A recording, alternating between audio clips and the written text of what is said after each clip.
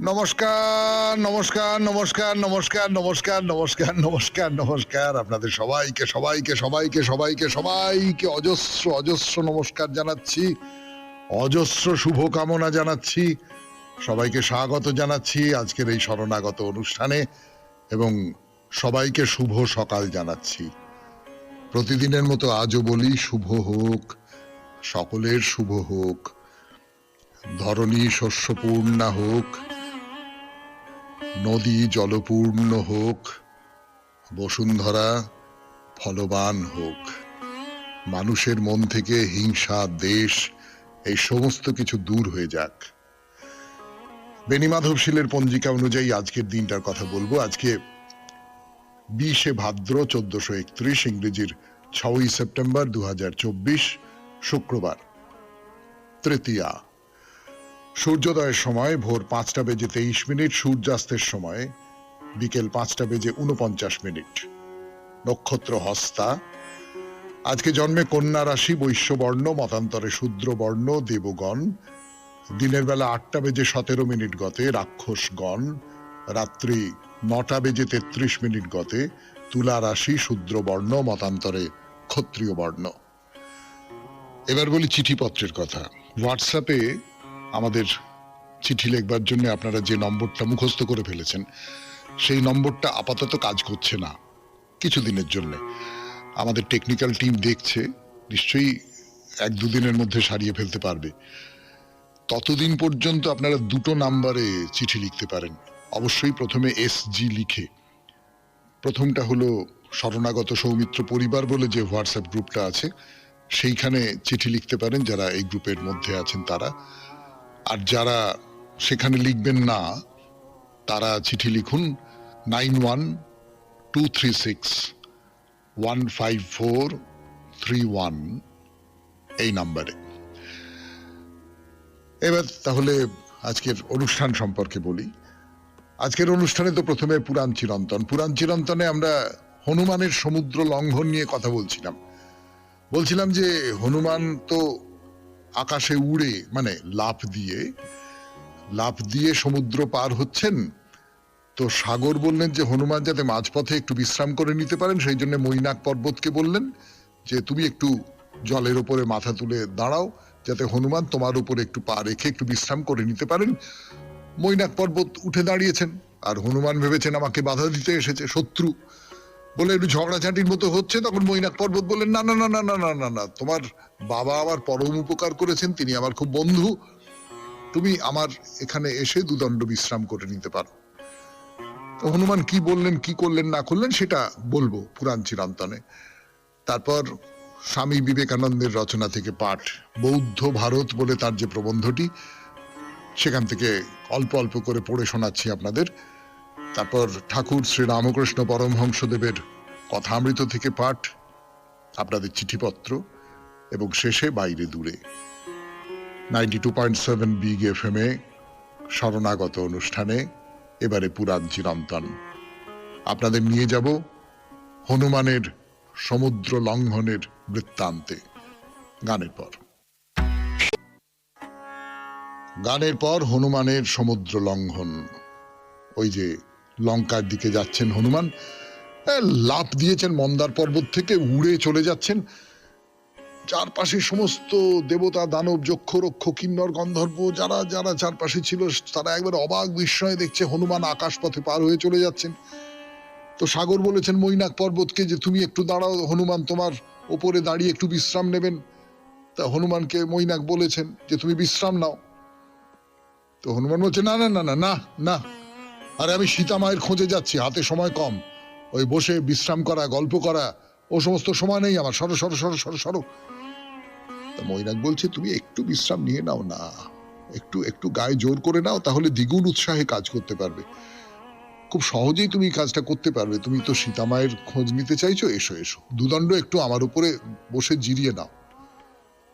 তা হনুমান বলল আচ্ছা ঠিক আছে ঠিক আছে, এত করে বলছো যখন, এখন বসবো না, এখন বসবার সময় নেই, আমি সীতা মাকে দেখবার জন্য আমার মন ছটফট করছে, ফেরবার পথে আমি তোমার উপরে এসে বসবো, তোমার আতিথ্য গ্রহণ করব, কেমন? এই যাবো আর আসবো, তুমি চিন্তা করো না, বলে হনুমান তো চলে গেলেন।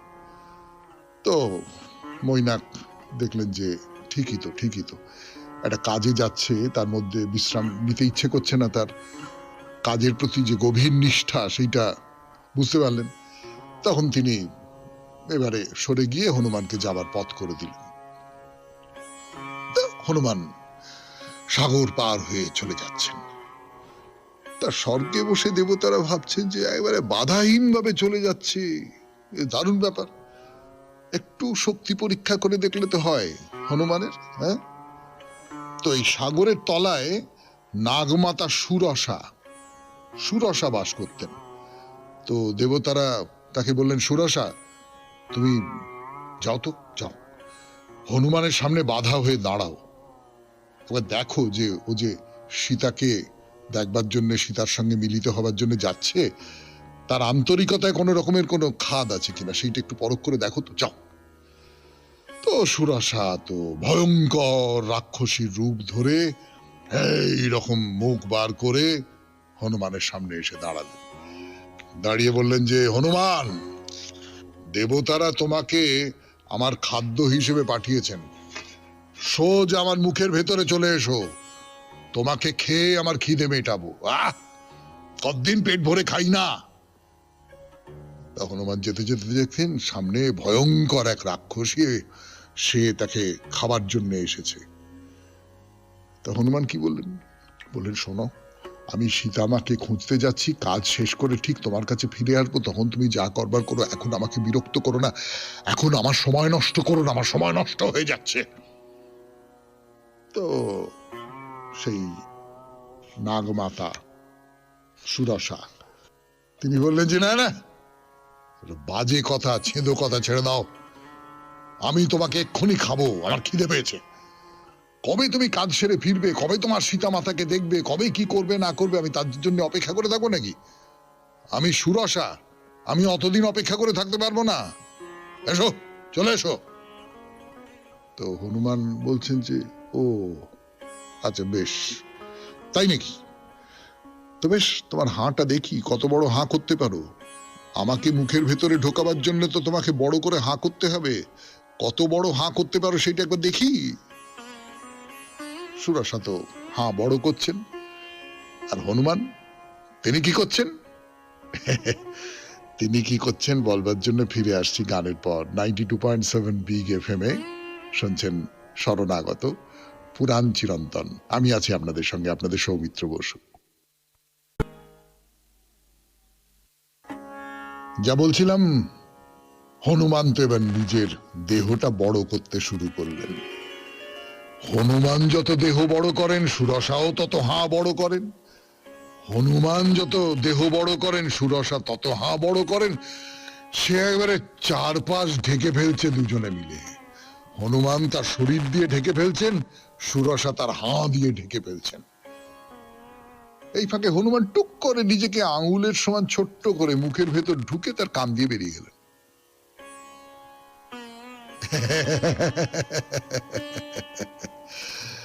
করে বললেন যে, নাগমাতা, আমি তোমাকে চিনতে পেরেছি, তোমার কথা মতো আমি তোমার মুখে প্রবেশ করেছি, তাহলে তুমি জিতে গেছো, এইবার আমাকে লঙ্কায় যাবার অনুমতি দাও।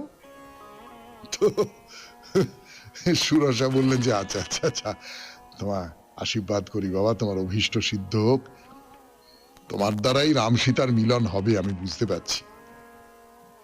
আবার হনুমান যাচ্ছেন যাচ্ছেন যাচ্ছেন যাচ্ছেন যাচ্ছেন।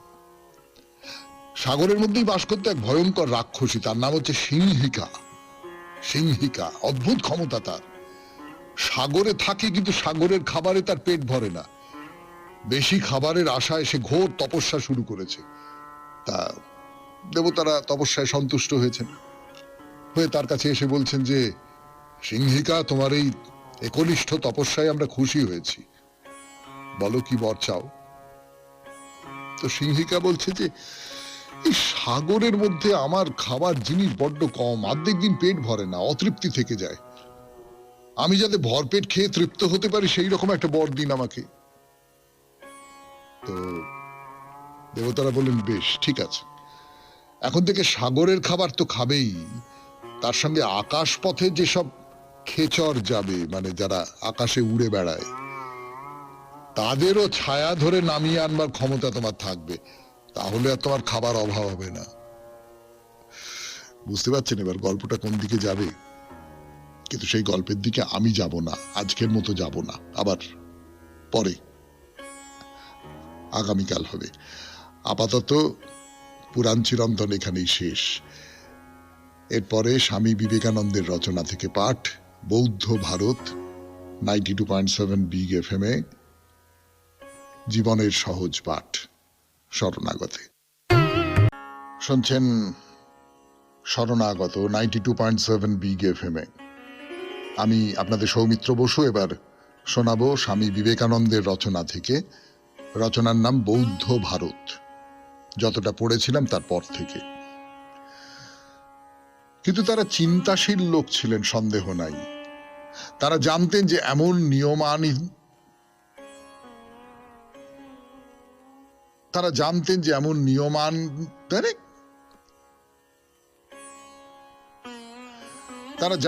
এমন নিয়মাধীনতায় প্রকৃত মহত্ব লাভ হয় না, সেজন্য যথার্থ মুক্তি লাভের একটি ঋজু পথও তারা উন্মুক্ত রেখেছিলেন।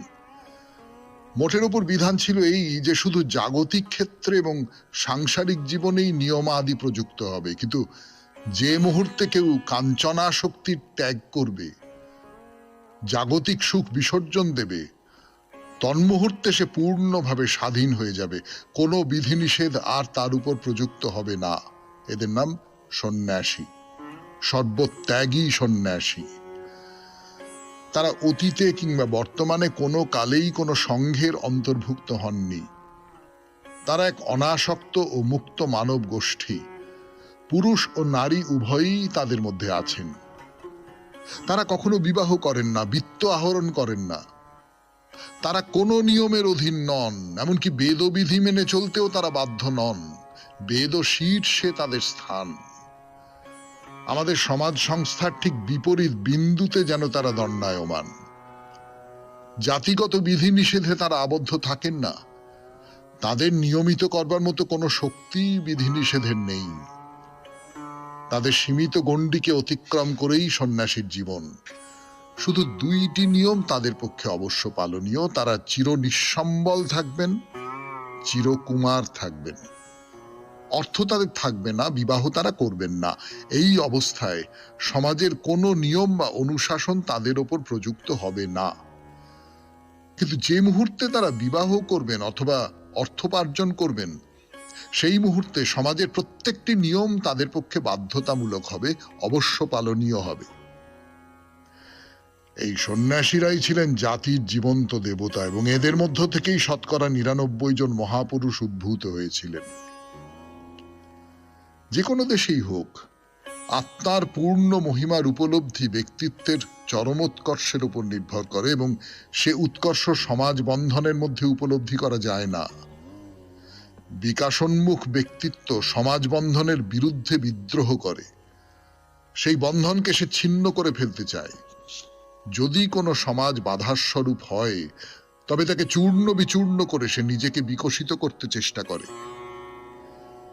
এই দুই বিপরীত শক্তির মাঝখানেই একটি সহজ পন্থা শেষ পর্যন্ত আবিষ্কৃত হয়েছিল। বলা হয়েছিল যে যদি তুমি সমাজের বাইরে গিয়ে দাঁড়াও, যদি সংসার ত্যাগ করো, তবে তুমি যদৃচ্ছা প্রচার করতে পারো, শিক্ষা দিতে পারো। দূর থেকে আমরা শুধু তোমাকে শ্রদ্ধা জ্ঞাপন করব। ফলে অসাধারণ ব্যক্তিত্ব সম্পন্ন নর ও নারীর উদ্ভব তখন সম্ভব হয়েছিল, এবং তারাই সমাজে শীর্ষস্থান অধিকার করেছিলেন। এমনকি সেই মুন্ডিত মস্তক গৈরিক বসনধারী সন্ন্যাসী উপস্থিত হলে রাজাও নিজ আসনে উপবিষ্ট থাকতে সাহসী হতেন না, তাকে আসন ত্যাগ করে দাঁড়াতে হতো।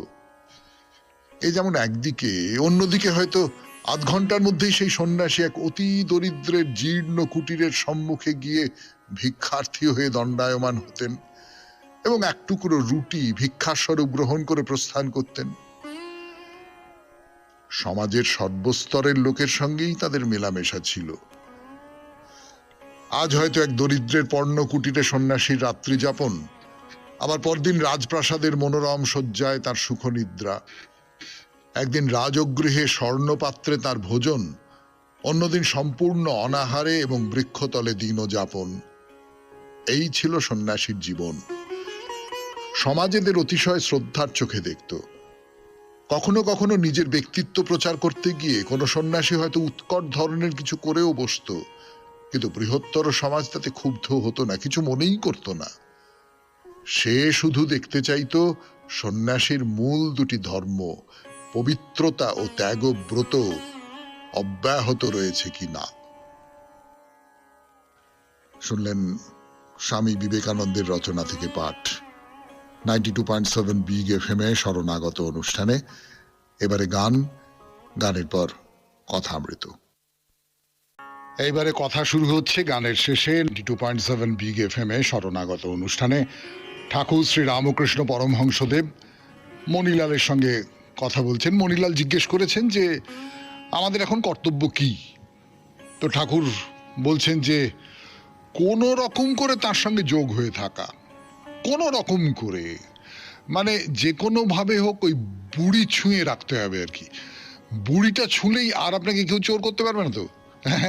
তেমনি করে কোন রকম ভাবে তাকে ছুঁয়ে ফেলুন একবার, যে যে যে রাস্তায় হয়, যে কৌশলে হয়, যেভাবে হয়, সেই রকম করে একবার ছুঁয়ে ফেললে ব্যাস, আর কোনো চিন্তা নেই। তো দুটো রাস্তা আছে তাকে ছুঁয়ে ফেলবার, দুটো রাস্তা আছে। একটা হচ্ছে কর্মযোগ আর একটা হচ্ছে মনোযোগ। মানে কাজের মধ্যে দিয়ে তাকে ছুঁতে পারি আমি, আর মনে মনে তাকে ছুঁতে পারি আমি। তো যারা আশ্রমে আছে তাদের যোগ কর্মের দ্বারা, ব্রহ্মচর্য, গার্হস্থ্য, বানপ্রস্থ, সন্ন্যাস, এর মধ্যে দিয়ে এই ব্রহ্মচর্য বলুন, গার্হস্থ্য বলুন, বানপ্রস্থ বলুন, সন্ন্যাস বলুন, সন্ন্যাসটা বাদ দিই যদি আমরা, তাহলে এই যে এই তিনটে কিন্তু নির্দিষ্ট আপনার কতকগুলো কর্তব্য কর্মের কথা বলা আছে, সেটাই কর্ম। সেই কর্মগুলোর কথা বলা আছে এবং সেই কর্মটা আপনি করবেন। এই কর্মের মধ্যে দিয়ে আপনি তার কাছে পৌঁছতে পারবেন। এইটা একটা আপনার রাস্তা। সন্ন্যাসীরা কাম্য কর্মের ত্যাগ করবে, কিন্তু নিত্যকর্ম কামনা শূন্য হয়ে করবে। এই যে কামনা শূন্য হয়ে কাজ করা, এটা বললাম তো, আমি বলে দিলাম কথামৃত দেখে, আমি বলে দিলাম কামনা শূন্য হয়ে কাজ করো, বা গীতায় যেরকম বলা আছে যে কর্মাণ্যে মা অধিকারস্তে মা ফলেষু কদাচন, শুধু কর্মটাই করে যাও, ফল কি হবে না হবে তা ভেবো না। এ কি মুখে বলা? সত্যি সত্যি জীবনে যদি এইটা কেউ করতে পারেন, তাহলে তিনি তো প্রণম্য, তিনি তো নমস্য, তিনি তো তপস্বী। যে আমি কর্ম করে যাব, তার ফলটা কি হবে না হবে আমি কিছু জানি না, সেটা নিয়ে ভাববও না। এইটা করা খুব কঠিন, কিন্তু সন্ন্যাসীর কাজটাই হচ্ছে এইটা করা, অর্থাৎ একেবারে নিত্যকর্ম কামনা শূন্য হয়ে কাজ করা। এইটা যে আমি করছি, এর ফল কি হবে, সেটা আমার উপকার হতে পারে, জগতের উপকার হতে পারে, বিশ্ব পৃথিবীর উপকার হতে পারে, যা কিছু হতে পারে না কেন, কিন্তু সেইটাকে একদম মনের মধ্যে স্থান না দেওয়া, শুধু কাজের জন্য করে যাওয়া, এইটা খুব কঠিন। তো যেমন ধরুন ঠাকুর বলছেন যে দণ্ড ধারণ, ভিক্ষা করা, তীর্থযাত্রা, পূজা, জপ, এসব কর্মের দ্বারা তার সঙ্গে যোগ হয়। তাহলে এইগুলো হচ্ছে, এইসব কর্ম দিয়ে তার সঙ্গে যোগ তৈরি করা যায়। দণ্ড ধারণ, ভিক্ষা করা দিয়ে কেন যোগ তৈরি হবে? আমার মোটা বুদ্ধি যেটা বলে সেটা হচ্ছে যে ভিক্ষা মানে তোমাকে কিন্তু নিচু হতে হবে। আমরা যারা ষড়রিপুর দাস, তাদের প্রধান রিপুতে হচ্ছে অহংকার, তাদের প্রধান রিপু হচ্ছে আমি আমি আমি আমি প্রধান, আমি সব, এরকম একটা মনোভাব নিজের মনের ভেতরে তৈরি হয়ে ওঠে। তো ভিক্ষা যদি করি তাহলে সেইটা নেমে যায়। তারপর ধরুন তীর্থযাত্রায় আমরা বলেছিলাম যে একটা উদ্দীপন, হয়তো আমি যখন এই যে শ্রী চৈতন্যদেবের কথা বলছি, আপনাদের বৃন্দাবনে গেছেন, তার ভেতরে কি ধরনের সব উদ্দীপন হচ্ছে সেইটা তো আমরা বলবার চেষ্টা করছি একরকম করে। ফলে এই যে পথগুলোর কথা বলছেন ঠাকুর, এর প্রত্যেকটার কিন্তু, আমি যদি বলি একবারে আধুনিক মনোবিজ্ঞানের দিক থেকে, কিন্তু এর একটা মানে আছে। এই মানে নিয়ে আরো দুটো চারটে কথা বলবো, ফিরে আসছি গানের পর 92.7 বিগ এফএম এ। শুনছেন জীবনের সহজ পাঠ, শরণাগত। তারপরে কি বলছেন ঠাকুর, সে কথা শোনাই আপনাদের 92.7 বিগ এফএম এ শরণাগত অনুষ্ঠানে, যে তুমি দণ্ড ধারণ করবে, অর্থাৎ তুমি একটা বাইরের চেহারা নেবে, সেই চেহারা সেইটা তোমার ভেতরে ভেতরে তোমাকে প্রভাবিত করতে থাকবে। তুমি যে মুহূর্তে দণ্ড ধারণ করলে সেই মুহূর্তে সেই দণ্ড ধারণের একটা প্রভাব তোমার মধ্যে পড়বে, তোমার মনকে সে তার প্রতিক্রিয়া অনুযায়ী পাল্টে দেবার চেষ্টা করবে। এবং পূজা জপ, যার কথা বলছেন, এই পূজা জপ এসবের মাধ্যমে তার কাছে যাওয়া। পূজা মানে কি? পূজা মানে হচ্ছে তাকে ডাকা, জপ মানে হচ্ছে তাকে ডাকা। তো এই যে পূজা বা জপ, তাকে ডাকছি আমি, তার কথা ভাবছি আমি, কায় মনোবাক্যে তার কথা ভাবছি আমি, তো এর ভেতর দিয়েই তো আমি তার কাছে পৌঁছতে পারছি। ঠাকুর কি বলছেন? আর যে কর্মই করো ফলাকাঙ্ক্ষা ত্যাগ করে কামনা শূন্য হয়ে করতে পারলে তার সঙ্গে যোগ হয়। যে কথা বলছিলাম আপনাদের, এ খুব কঠিন কাজ, কিন্তু করা যায়, জানেন তো। এর একটা অন্য রকমের উদাহরণের কথা আমার নিজের মনে হয়, আপনারা তার সঙ্গে একমত হবেন কি না হবেন আমি জানি না। এই ধরুন, যারা খুব বড় একটা জায়গায় আছে আর কি, একটা বিরাট অফিস, বিরাট কারখানা, হ্যাঁ, হাজার হাজার লোক কাজ করে, তার মধ্যে আমার কাজ এইটুকু।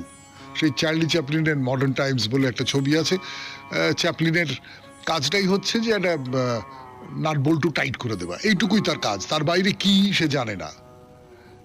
এবং এই নাট বল্টু টাইট দিয়ে কি হয়, গাড়ি তৈরি হয়, রকেট তৈরি হয়, না বোমা তৈরি হয়, তার কিছুই সে জানে না। অর্থাৎ ফলটা কি সে জানতেও পারছে না, সে সম্পর্কে তার কোনো আগ্রহও নেই। যে কারণে বলেন যারা পণ্ডিত মানুষ, তারা বলেন যে এর একটা বিপদের দিক রয়েছে, সেটা হচ্ছে যে আমি যে কাজটা করছি তার সঙ্গে আমার মানসিক সংযোগ বিচ্ছিন্ন হয়ে যাচ্ছে। অর্থাৎ কাজটার সঙ্গে আমার মনের কোনো যোগ নেই, আমার ভালোবাসার কোনো যোগ নেই, কোনো কিছুর কোনো যোগ নেই। ওটা কৃত্যের মতন করতে হবে বলে করে যাচ্ছি। এতে শ্রমিক তার কাজের আনন্দ থেকে বঞ্চিত হয়। এইসব অন্য সব তত্ত্ব, আমি সেই তত্ত্বের মধ্যে ঢুকছি না। কিন্তু এই যে আমি এই কাজটা করছি, ভালোবেসে করছি, কিন্তু আমি আর কিছু ভাবছি না, এর ফলে কি হবে না হবে সেইটা ভাবছি না। এর বাইরে আর একটা যোগের কথা বলছেন ঠাকুর, সেটা হচ্ছে মনোযোগ, আর একটা পথ।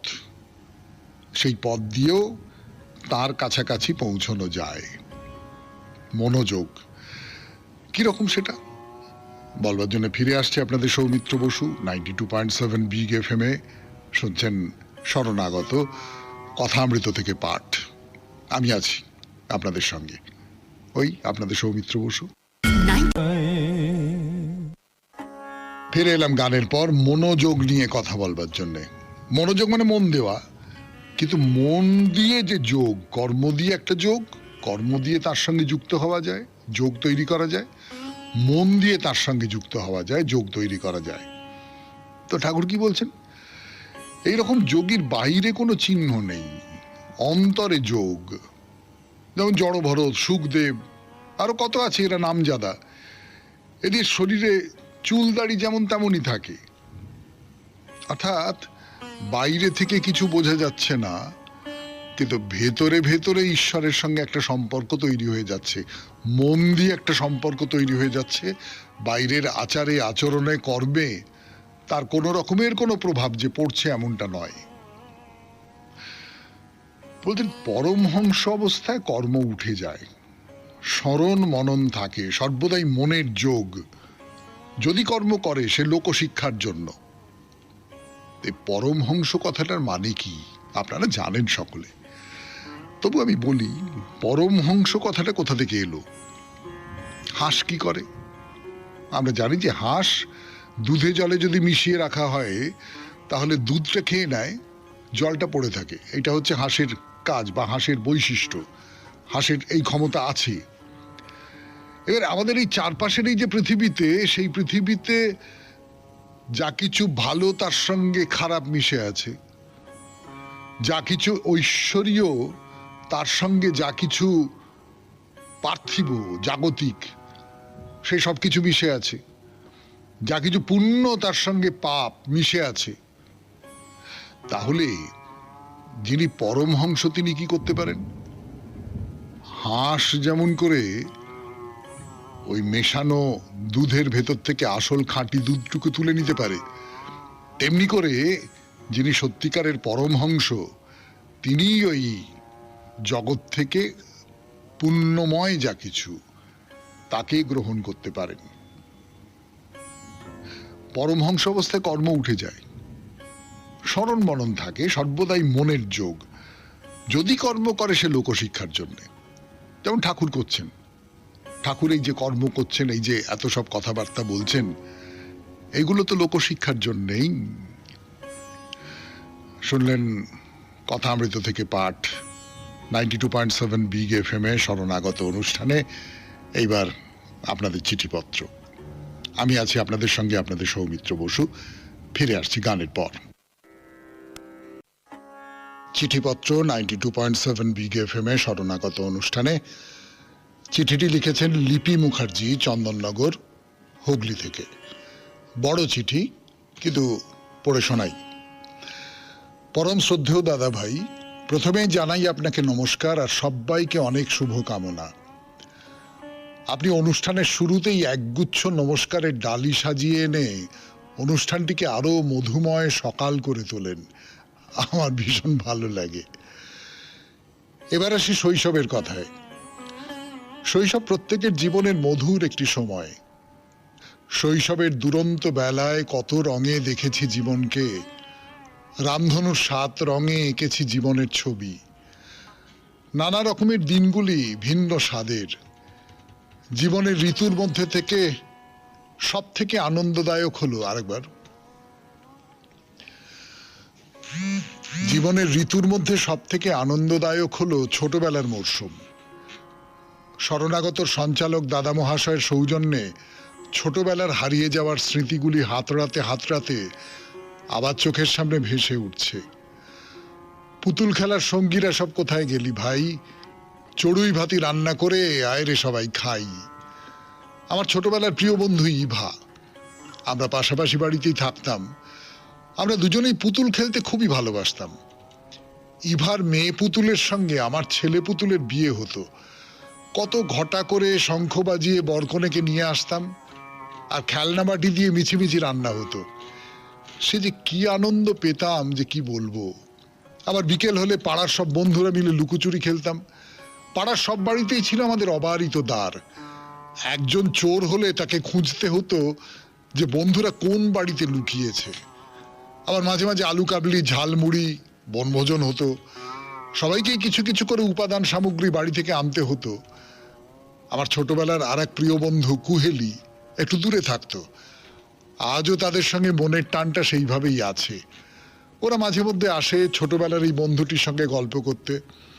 তাদের মধ্যে একজন থাকে যাদবপুর আর অন্যজন জগদীশপুর। কত দূর থেকে তারা শৈশবের টানে এই চন্দননগরের বন্ধুটির সঙ্গে একটু সময় কাটাতে আসে। আর ওদের দেখলেই আমার ভীষণ আনন্দ হয়। আবার ওরা চলে গেলে মনটা ভারাক্রান্ত হয়ে পড়ে। জীবন পথের গোলক ধাঁধায় বিচিত্র বৈভব আজকে কেমন হারিয়ে গেছে শৈশবের দিনগুলো থেকে।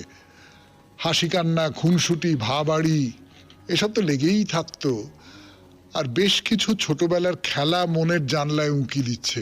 তা হলো কানামাছি, ভোঁ ভোঁ, এক্কা দোক্কা, রুমাল লুকোনো, ঘুড়ি ওড়ানো, রাজা চোর মন্ত্রী সিপাই খেলা, গুলি খেলা, কাবাডি ইত্যাদি খেলা। লিখতে লিখতে মনে পড়ে গেল ছোটবেলায় ঠাকুমার কাছে কত মজার মজার গল্প শুনতাম। সোনার কাঠি, রূপোর কাঠি, রাজকন্যা, রাজপুত্র, রাক্ষস রাক্ষসীর ব্যঙ্গমার গল্প। এখানে ফেলে আসা শৈশবের গুটি কয়েক স্মৃতিচারণ করলাম। শৈশবের সুখ দুঃখ মিশ্রিত জীবন ছিল অসাধারণ।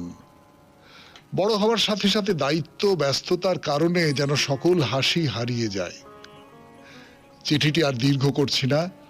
দাদা ভাই, আপনি আমার প্রণাম নেবেন, আর ঈশ্বরের কৃপায় সবাই ভালো থাকবেন। এখানে শেষ করলাম। নমস্কারান্তে, লিপি মুখার্জি, চন্দননগর, হুগলি।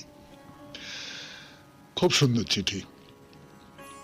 ছোটবেলার জন্য একটা বেদনা বোধ কোথাও এই চিঠিটার পরতে পরতে মিশে আছে, সেটা আসলে আমাদের সকলের দীর্ঘশ্বাসের সঙ্গে মিলে যাচ্ছে, তাই না? এইরকম চিঠি আরো লিখুন, কিন্তু সমস্যাটা হচ্ছে আমাদের হোয়াটসঅ্যাপ যে নাম্বারটা আপনাদের দেওয়া হয় সেই নাম্বারে একটা গন্ডগোল হয়েছে। সে গন্ডগোল সেরে যাবে, নিশ্চয়ই সেরে যাবে, আশা করি অনতিবিলম্বেই সেরে যাবে। কিন্তু গন্ডগোলটা যতটা সহজ বলে মনে করা হয়েছিল ততটা সহজ নেই। আমাদের যারা টেকনিক্যাল টিম, যারা প্রযুক্তির ব্যাপারে খুব দক্ষ, তারা ব্যাপারটা দেখছেন।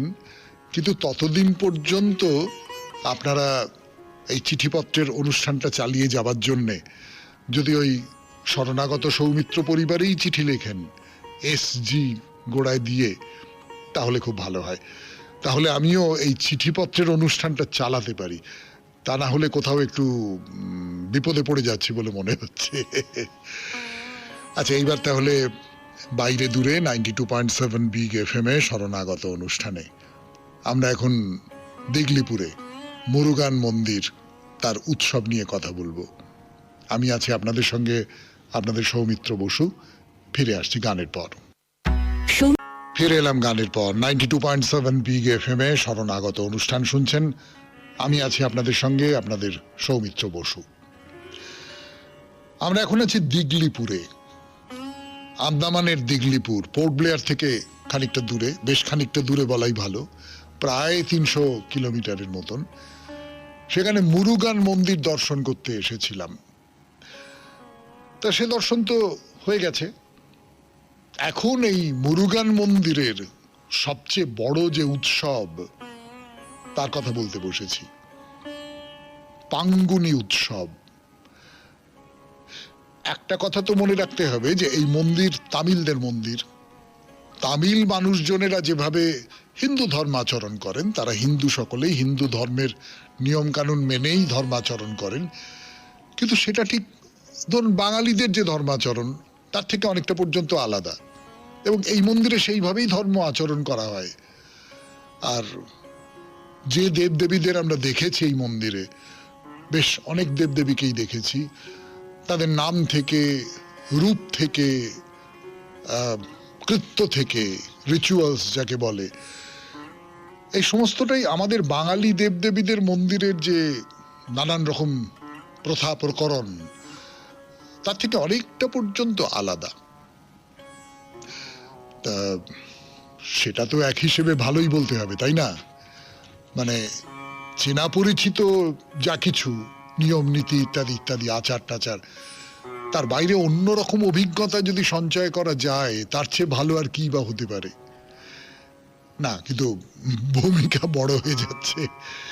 এইবার তাহলে উৎসবের কথা বলি।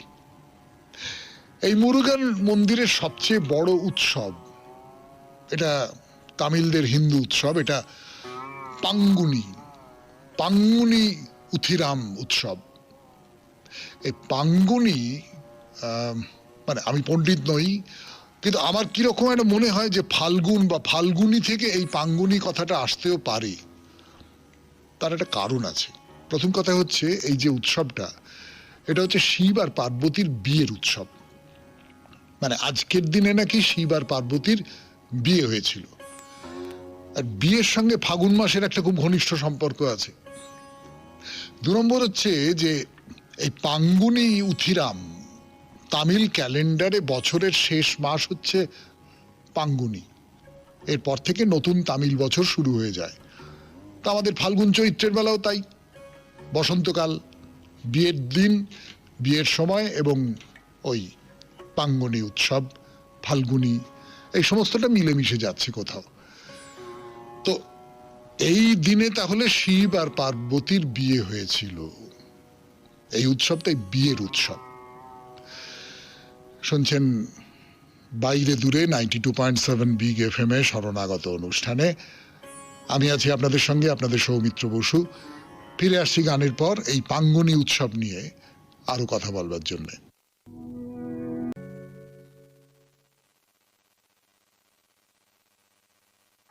গানের পর আবার পাঙ্গুনি উথিরাম উৎসব। এই উৎসব নিয়ে কথা বলবো। মুরুগান মন্দিরের খুব বিখ্যাত উৎসব, খুব বড় মাপের উৎসব, বিয়ের উৎসব। বিয়ের উৎসব মানে বিয়ের প্রয়োজনীয়তা কি এবং বিয়ের যে পবিত্রতা সেইটা বোঝানোর উৎসব এই পাঙ্গুনি উৎসব, পাঙ্গুনি উথিরাম উৎসব। এইখানে আপনাদের একটা কথা বলি, যে কোনো আদিম উৎসব যাকে বলে, যে কোনো প্রাচীন ধর্মীয় উৎসব যাকে বলে, তাদের মধ্যে যেগুলো প্রধান তাদের প্রায় সবটাই কিন্তু মুখ্যত ফসল ফলানোর উৎসব, উর্বরতা শক্তির বন্দনা। না, তার কারণ বোঝা কঠিন নয়। ফসল না ফললে মানুষ বাঁচবে কি করে? বিবাহ তেমনি ফসল ফলানোর একটা প্রথা, যাতে নতুন সন্তান পৃথিবীতে আসে। এই যে কার্তিকেয়র জন্ম, কার্তিকেয়র জন্ম কি কারণে হয়েছিল সে কথা তো আমি আপনাদের এর আগের দিন বলেছি। তারকাসুরকে বধ করবার জন্যে কার্তিকেয়র জন্ম হয়েছিল। দেবতারা শিবের বিয়ে দেবার চেষ্টা করলেন। তাহলে অশুভকে বিনাশ করবার জন্যে সন্তানের জন্ম হলো, অশুভ অসুরকে বিনাশ করবার জন্যে। ঠিক তেমনি করে যদি ভাবি, ক্ষুধা নামক অশুভকে, দৈত্যকে ধ্বংস করবার জন্যে ফসল ফলে। সেই ফসল ফলে কিন্তু মাটি আর বৃষ্টির বিবাহে, মাটি আর বৃষ্টির মিলনে। আর একটা কথা, জরুরি কথা, এই যে পাঙ্গুলি উথিরাম উৎসব, এটা যে কেবলমাত্র শিব আর পার্বতীর বিয়েকে কেন্দ্র করেই হয় তা কিন্তু নয়। সেই সঙ্গে এর কেন্দ্রে থাকেন রাম সীতা, থাকেন কার্তিকেয় দেবসেনা, এবং থাকেন রঙ্গনাথ আর অন্ডল। এদের মধ্যে দেবসেনা, অন্ডল আর রঙ্গনাথ, এই তিনটে নাম বোধহয় আপনাদের খুব পরিচিত নয়, তাই না? তা এদের পরিচয়টা একটু দিয়ে দিই।